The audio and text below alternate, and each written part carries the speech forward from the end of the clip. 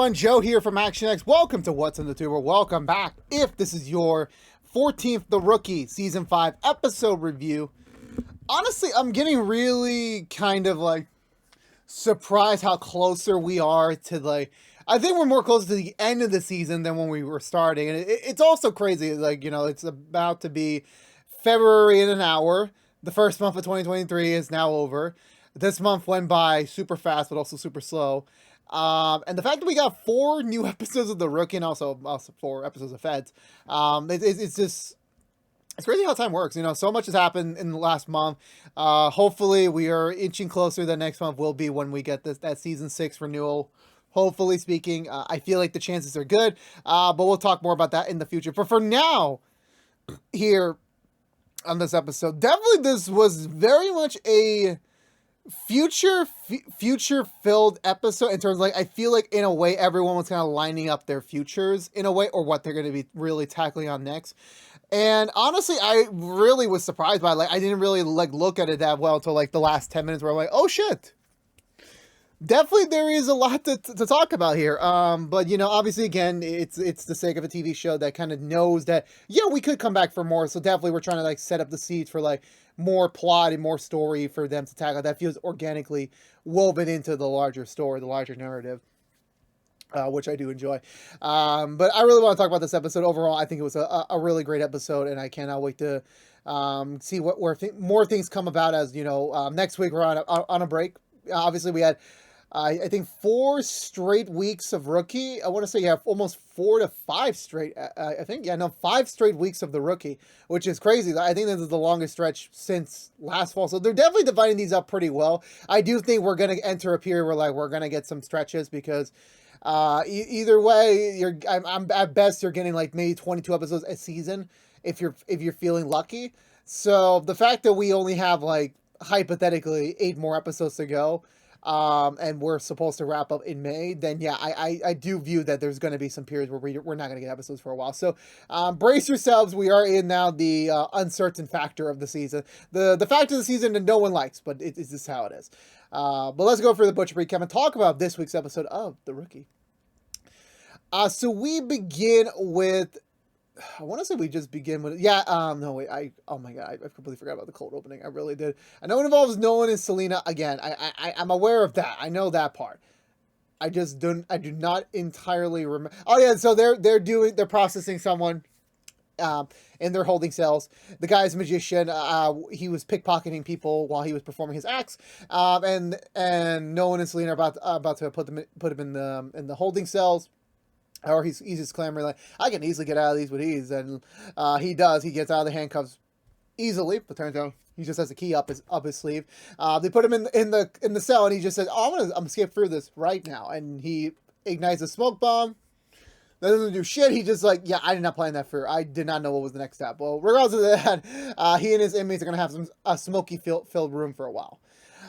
Cut over to the next night. I want to say, the next night where Nolan is heard arguing on the phone. It turns out that's his mother, apparently begging him to be invited to his and Bailey's wedding, even though him and Bailey kind of set on just having a very small courthouse wedding, most likely.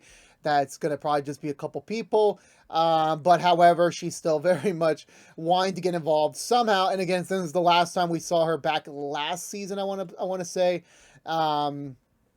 It's just been very much no one is now dead set on trying not to be involved in her life. So that's kind of the direction he's pushing.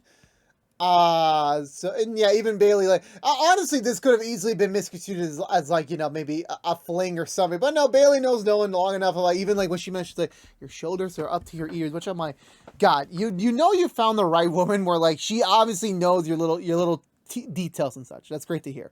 We also got over to Chen's apartment, where after Bradford spent most of the night there, he's getting ready to leave for his first day at Metro. And also Chen just loves the fact that technically Bradford is the new guy. He is the newbie. He is a boot. even though he says like, no, I'm a sergeant, I'm just new in this department, but like, yeah, she's still, it's again, playful teasingness that again is very natural with them now. It still feels a little bit weird though, again, when you had 4.5 seasons of them being in their previous existence, in their previous status quo to now. It's a little bit like, for me, I know like a lot of people are like so happy, they're like finally happy that we're at this moment, that this is finally a thing. But, you know, for me, it still feels weird. Tamara also comes home, like, you know, extremely early in the morning. And for me, I'm like, so is she and that intern from the DA's office a thing now? So they're having late night rendezvous? We don't know, really. We don't know at the moment. But, you know, they're just like, you know what? We're all awake. Let's all go back to where we need to go. Bradford leaves to start his first day of training. Chen goes back to sleep for a little bit. Tomorrow is about to hit the sack. So I believe we head over back to the station properly. No, we're in a judge's office where Wesley and his ex-wife / current lawyer for Elijah are pleading on this fact of including a witness to the testimony against a case. However, for some weird reason, and then Wesley will make a comment of it, that the witness was not fully cognizant and fully stable when he made the initial pointing out in the lineup, and the judge immediately rules against Wesley's comments. So Wesley makes the notice that this is like 3 months in a row where this specific judge has been very anti against Wesley and very pro his wife, ex-wife, who is now, of course, well, not ex-wife, ex-fiance. Is now on Team Elijah. So definitely, of course, he is jumping to conclusions, but it is very fair to say that Elijah will do anything to get what he wants, especially since we've seen how Elijah operates back in season 4. Definitely, there is cause for concern, but however, there is nothing substantial yet. Even Harper is there because she was supposed to serve witness on the trial, but since it didn't go through, she's about to head home. But she does ponder the idea of like, maybe, but it's like a pretty big accusation. You know, that's a judge. That's like an officer of the law. So it's like, you really need to have like solid evidence to really nail that accusation. So we're heading back over to the station. So it seems like now that Bradford's gone, Chen and Aaron are going to do more rides along together, which I'm like kind of weird, but I'm like, yeah, Aaron does need somewhere to go. So I'm like, yeah, it's to pair those two up a little bit more so. And Aaron's on pondering the next big, you know, quest of his life to find his own place, because his mother is smothering him. And also, again, apparently the mother's still approaching the idea of capitalizing on Aaron's popularity by making action figures of him, which I'm like, unless you're partnering with Hasbro, those designs are going to be crap. But yeah, so I don't know what approach they're going to have. Like, we're going to make an official Aaron Thornton action figure. Like, who the fuck is gonna buy that? Like, really, who? Where is the market for this? And even Aaron's like, oh, it's $1 million scheme. Like, bro, you're not even gonna make $100,000. Like, I'm just letting you know, that's not gonna happen. It's not. Meanwhile, over on another part of the LAPD station, Bradford is beginning his training with the Metro team, and he's not doing so well. Again, this is like a new environment. Like, definitely he was the master at P2s and like being an official patrol cop, but that's over. He's now on the big dogs. He's on a very elite team, and they want to make sure he's up to snuff, which I'm like, yeah, that makes sense. That's a fair point to make, a fair assessment. And also Bradford's getting a new office. Is technically, I think he is still going to be on the police force at times. Even like, I think Aaron just made a comment of like, yeah, you're Metro and police. So I'm not sure of like, if that's still like, he's still going to keep the desk job at times, or like, I really don't know what the logistics is of that, to be honest with you. It's kind of weird. But yeah, so he gets moved into his new office. It's kind of small, kind of dingy. And I'm like, yeah, Bradford will not get used to this at all. I think, yeah, we head out on patrol. Nolan's telling Selena about his interaction with his mom, and she's like, no, you should really invite your mom. That's your mom. Like, you should be lucky, a man of your age, for her to still be alive. Again, I love these old jokes. I mean, for me, logistically, I do see the reason. I mean, but then again, this is not his first wedding, so I'm like, you could make an excuse, but I'm like, you know, reality, it would be nice. But again, it's personal beliefs and all that sort. Aaron and Lucy are talking about just more about the apartment, and like, yeah, he's like very much not living an economically filled style if he's just including his paycheck for the LAPD. It's not a lot. Even Lucy says, like, no, we make a decent amount of money to make a somewhat livable condition, but it's not obviously ideal. I mean, there's a reason why more people, there's a good feel to move up in the world, or just, in general, just maybe getting married so that you can afford a bigger place. Aaron's not thinking like that. Aaron's like, nah, I go for dry cleaning. I go for like the fancy juices, the fancy lunches. And I'm just like, bro, there's a reason why you don't have the money for your own place. You don't know how to fucking budget. I'm sorry. Lucy gets a call from Tamara saying that the kid that she's babysitting for, that the parents are not home. They haven't shown up for a very long time, since the last time she saw them. It's already in the late mornings, and the kid's still here, not in school, because the parents should have already transferred him off. So that's kind of weird to notice. So they head over there to make the estimation. Tamara said everything's fine, nothing seems to be out of the ordinary.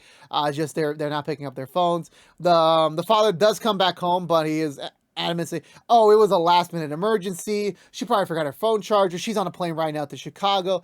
I'll get you the number just so that you can verify. But of course, even I'm looking at him, I'm like, bro, you're lying through your teeth. There's no way anyone would believe you, and not even a clue. But so Lucy and Aaron decide to rope in Lopez on this, see if there's anything they could find out. Eventually, I think there is enough probable cause to admit that, like, yeah, he is, there is something wrong here, because again, once they figure out, like, yeah, she's not in Chicago, she's, not even found anywhere, they bring him in, and eventually he does say, like, yeah, someone has her, but I can't give any information right now. It's literally, I just can't call the police. I really can't get you guys involved. This is the furthest I'm willing to go. But of course, obviously, because in the fact there's enough suspicion cause, like, missing woman, husband in questionable mood, there's a child involved, yeah, there definitely needs to be some sort of presence around them. So they tap him, they keep an eye on him, basically, for the while. Tamara's obviously still working there, so she's also kind of like a helpful eye sort of some sort.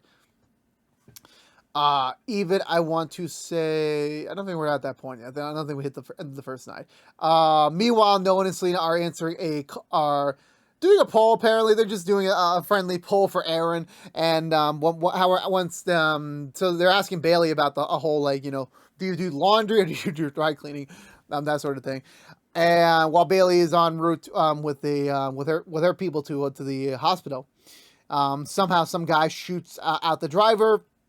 It's about to crash into a dumpster. Thankfully, Bailey manages to avert the crash, save herself and the patient, but I don't think the driver survived. So definitely, it is very specific that this is firefighters. Like, definitely this is not like something that's totally random of sort. There definitely has to be a reason. So they're definitely going to look into that as well and see what they can discover from that. Even Gray authorizing for police escorts for all firefighter activities for the rest of the day. Even when Nolan and Selena respond to another call, they fail to stop one as another firefighter gets shot for the neck. Gray gets chewed out because, like, that's not the solution. We need someone that actually is needing to solve this problem. Just find the person, get this guy off the street, and keep us safe. That's basically their whole assessment on the matter. Even there's a funny scene where Greg calls out Nolan, not because of the firefighter incident, but because his own mom is calling the LAPD so that she can probably tell them, like, yo, get my son to invite me to his wedding. I'm like, Jesus Christ. Oh, these moms. Anyway, what to say? Yeah, so Bradford's continuing his Metro training. He goes for a reprisal training run. He does really much better this time. Slowly earning the respect of his team.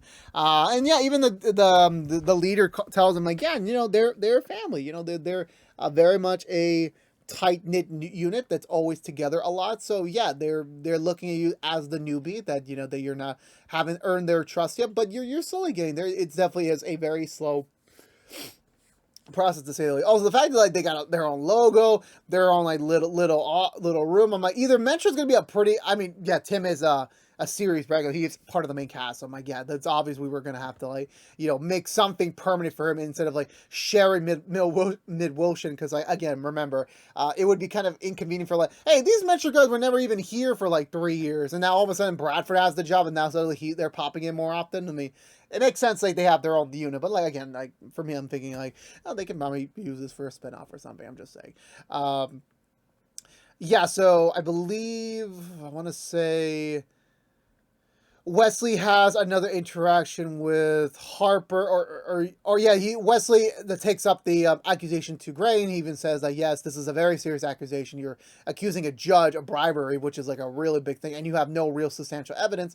But you know, even though like yeah, they can probably make a decent-ish case for probable cause to maybe get a look at his finances to see if there is any bribery going on. Gray does approve it, but you know, it definitely is a long stretch. It isn't really a guaranteed, and yeah, it's not guaranteed. It does not get approved at all. So Wesley returns to the courthouse. He finds his ex-wife talking to the judge again at late hours. Wesley goes in to go confront him, like basically accuse him flat out of taking bribes and everything. But the moment that he mentions Elijah's name and everything, he's like, no, it's like, yeah, you're taking bribes off the books.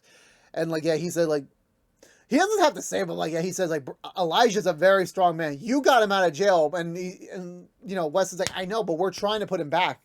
But you're helping him rebuild his empire by not taking away his goons.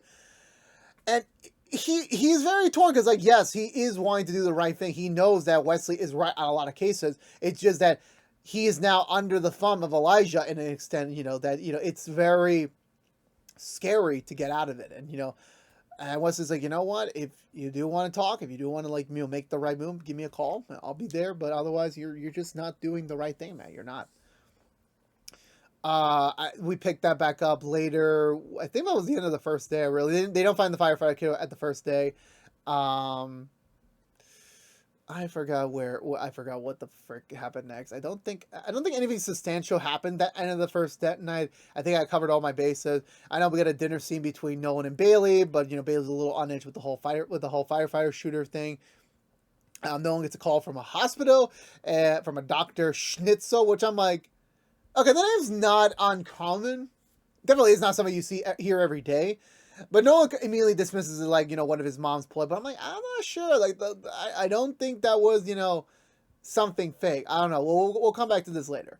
And also later that night, Lucy and Tamara finish up having a meal. And Tamara basically flats out admits, like, yeah, she's working more jobs, more babysitting jobs to make more money, to get a first, a last, and a security deposit. She wants to move out, not because she really wants to, but because she knows she eventually is going to be a kind of a nuisance when eventually Chen and Bradford do take certain next steps that, like, you know, she is not really a part of it really. And, you know, Chen's about to, like, tell her no, like, you know, that's not going to happen. But Bradford shows up and immediately, like, the mood's dead. Like, the mood's gone. Like, you know, and Tamara's like, you know, I'll just be in my room. Don't worry about me.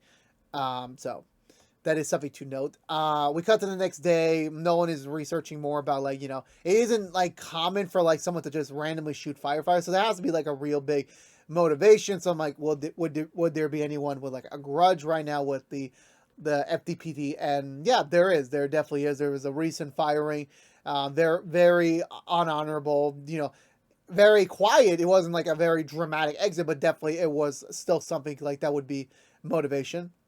They run his plates, they run his prints, and, like, yeah, it is a good enough match to what they have already on the shooter in terms of the getaway vehicle. So yeah, Gray approves of Bolo. He gets it out there, and they even get an address. So, like, yeah, they're going to proceed forward on that to, like, you know, track him down and see what's up with that. We also get to the next day, also where Chen and Tamara are continuing their discussion about things. But she gets a call from the kid of the divorced couple for the whole other case, saying that, like, yeah, he's not in school again and that his dad's not doing so well. So yeah, so he definitely needs to he needs company. So, like, yeah, Tamara goes to go comfort him, and, you know, even though, like, it is a little bit dangerous because they really don't know what the extent of it is, but Chen does promise her that she will stand up front in case anything does happen. They're right there. So they do so. They wait. Aaron continues his apartment search. Again, very unreasonable man. I mean, well, reasonable and unreasonable. He wants a pool for his apartment, which I'm like, bro, in your price range, no one is going to rent out a pool. But, you know, he's very hopeful. He doesn't find one. But eventually, Tamara's playing a game with the kid. She overhears a conversation from the dad. Yeah, it's from the kidnappers and everything. And, you know, they're just still demanding the money at a very quick pace. Tamara hears, gets enough, like, probable cause to, like, approach him about it. Eventually, Chen and Aaron have to go in and make the arrest because, like, you know, again, like, this basically confirms, like, yeah, this is the direction they're going with and everything. So they get a location on the on the wife. So I want to say, yeah, Lopez calls in Metro, so they're about to go in and take them down because it's a not a big known gang, but like they're pretty serious, so they definitely want to go in with like enough people to go in with. So Lucy, Aaron, and the Metro team up with Tim to go inside and take them out. Does so flawlessly. Again, this is the exact like why they call Metro, like for the very extreme cases. They're the team to call, so they go in, they take out everyone, they get the wife back, everything's all resolved in that front. Eventually we get back over to Chen was trying to like be nice to Aaron more of like making a spreadsheet planner for him, like Excel to like plan out what his plan should be, what the budgeting should be, and Aaron's like, what, I smoothed it over with my mom, it's totally fine, I'm gonna mooch off her again, and she's like, I'd rather be, I can't afford this poor lifestyle, which I'm like, bruh, oh god. But one more thing on that storyline was that Chen goes back to Tamara. Yeah, Tamara's trying to find a new job already, find more income, because like she doesn't want to feel like a birdie, because like Chen has done so much for her in the last year that like living there rent free is not something that she wants to keep mooching off. And Chen's like, yeah, you're my only family, like you are family to me, like obviously her mom and dad exist, but like she's kind of like disowned them in a way. And like, yeah, Tamara is her family. She is her sister. And, having that reminder of that, like, yeah, Tamara can leave whenever she wants, whenever she's ready, but but she never has to be felt like she's a burden, which again is appreciative. Yeah, after that point, we head over back to Bradford, where he wants to get meets up with the director of the Metro program. Everything seems to be going well. Like, the team is slowly accepting Bradford, and again, it's a unit. It's like they spend long hours together, very inconsistent hours away from their life and their family. That it does make sense for them to be like, yeah, this is a new guy. We don't know him that well. We're not going to really welcome in him. But Bradford is making like the first good steps to like getting good with them. Nolan and Selena do eventually take out the shooter. Very unceremonious. No like big exposition spiel. It was a simple arrest. So kind of like a weird downer way. I know the promos were like very much hyping up, like not hyping, like promoting that, oh, Bailey could die. They're targeting Firefly, which I'm like, again, I knew like going into this week's episode, because I read a couple articles like, oh, I forgot the actress's name. Is Bailey out of the show? Are they writing her? I'm like, bro, they don't do that. Literally, the only time I've seen them advertise a death of any time that actually was successful was Arrow. That was about it. Because that was like their big selling point for that season. Other than that, it really wasn't, it really wasn't called for in reality of things. But yeah, so they get the guy. It's pretty much open and shut. That case is all said and done. And then eventually we head back over to Nolan and Bailey's house, like ready to chillax, ready to like, wind down and, just enjoy a nice night in. But Nolan gets a call from the hospital again, confirming that his mom has died. So apparently whatever happened to her, we'll probably find out in the next episode. But yeah, she has passed away. And, Nolan, of course, knowing his mother, he didn't know officially. But yeah, so that's very sad. Nolan's like has a very, not neutral reaction, but definitely like a downward neutral reaction where like he's not sobbing or anything. I don't think we'll get to see that next week. It'll definitely be like, one of those weird, not weird, but like, the unique emotional processing episode, but we'll see the next week. And, it definitely is going to be a testament to him as a character and him in his relationship with Bailey, but we will find more about that out, next time in 2 weeks from now on The Rookie. But until then, that was it for this week's episode of The Rookie. Also, I forgot to mention at the start, I think they confirmed that they're going to make some sort of like memoriam in a couple weeks for that episode, but they weren't able to for this episode. But yeah, sad to say they have confirmed that, not confirmed, but like a couple of days ago, the actress who plays Rosalind sadly passed away at the age of 45 due to cancer. And she was amazing on The Rookie. I've only seen her on The Rookie. I think she was in The Last of Us, not the show, but like in the games, which I have played. So definitely I have been aware of her. She has done so many things in television and film and games in her very short lifespan. And it's a damn shame, honestly. I like really loved her character here on The Rookie, doing every episode when she was in it. Definitely was, she played a character that you are always like intense for more. And I know theories of like were about, so like, yeah, no, she faked the character faked her death, and then she will return later on when the story, like, I believe that there, I really did, because like there was so many like, weird inconsistencies to things. But yeah, but no, like the fact that like, she's gone, like, thankful, hopefully, and I'm pretty sure thankfully they will not recast the character if they were planning on bringing her back. Definitely they'll just probably leave her death as like, the character's death. As like, that's it, that was in the books, anything we have planned, we're just gonna write that off. Because sometimes you don't get the chance to like really do a proper ending. I mean, I know, like, when, and I'm not trying to say the TV show is more important than the actor or actress's life. I'm not trying to say that at all, but definitely it is like, you're up a hill, because like eventually, like, after the period of mourning, like, you got to address it somehow, because like you can't just explain off a character elsewhere. But thankfully we were able to get a proper conclusion to her on the story in this show, and I'm very happy for that. But we will miss her greatly. I will miss her greatly, and I do not. I wish her family and all of her loved ones my condolences during this time. And obviously everyone in the Rookie family is. We miss you. We miss you. But yeah, so back to the review. Sorry, that was a weird. Not me talking about, like, just this is a weird transition back to the review. I forgot to mention it. Yeah, so episode 1, I thought this was great. Obviously, I was a little discomfort with like the whole promotion thing with like Bailey's supposed death or anything. I knew that wasn't gonna happen to a T, and I'm very surprised how very little the firefighter shooter storyline actually got of attention. I think it was more. I think it was a nice balance, but I felt more like there was more going on with Wesley. And I forgot about Wesley. I forgot about that.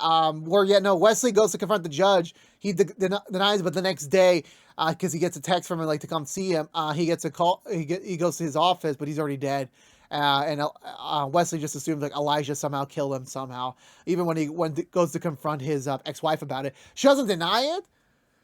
She doesn't also accept it, but like it's that weird, like, they know what position she's in. She cannot really say one way or another, and that's kind of like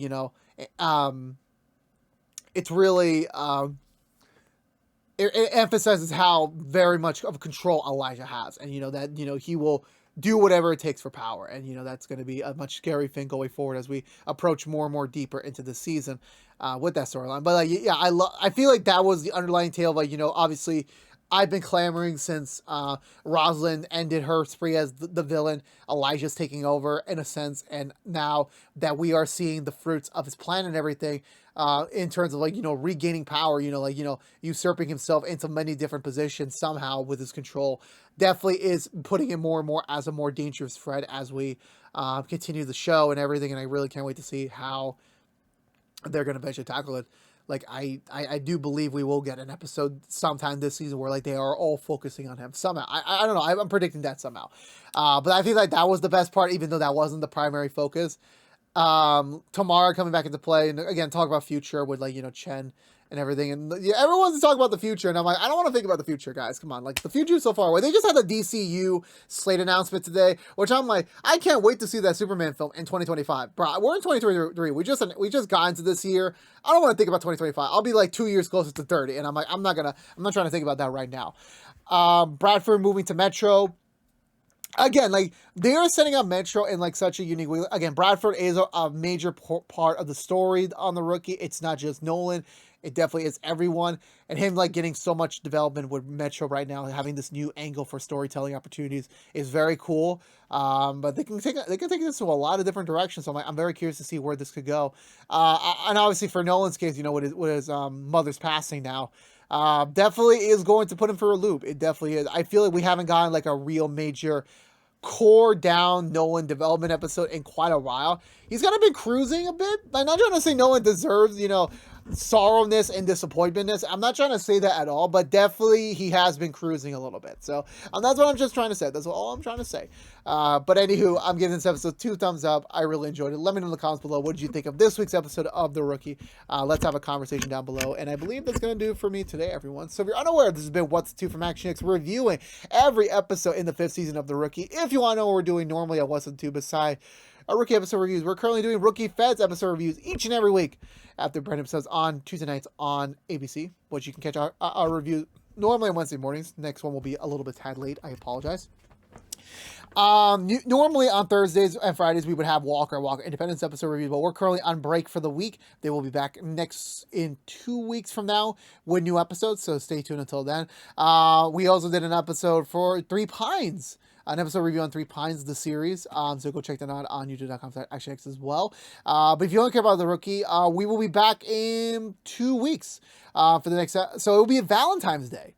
I have no idea what I'm doing on Valentine's Day, to be honest. This is like, usually like it would be like, I'm not doing anything. I'm doing the review. Don't worry about it. This year, it's a question mark. Who knows? But definitely you will get the rookie episode review. We'll be back in 2 weeks, so don't worry about that. But again, this has been What's the Two from ActionX. Please subscribe to us on youtube.com/ActionX videos. Ring that bell for notification when our next episode review is live. Like, favorite, share if you want to, and as well as, follow us on social media to stay up to date with any sort of updates. But until we see each other again, for all you members of the Rookie Nation out there, I'll see you all in 2 weeks for the next episode review. But until then, stay safe out there, be good to each other, and as always, peace out.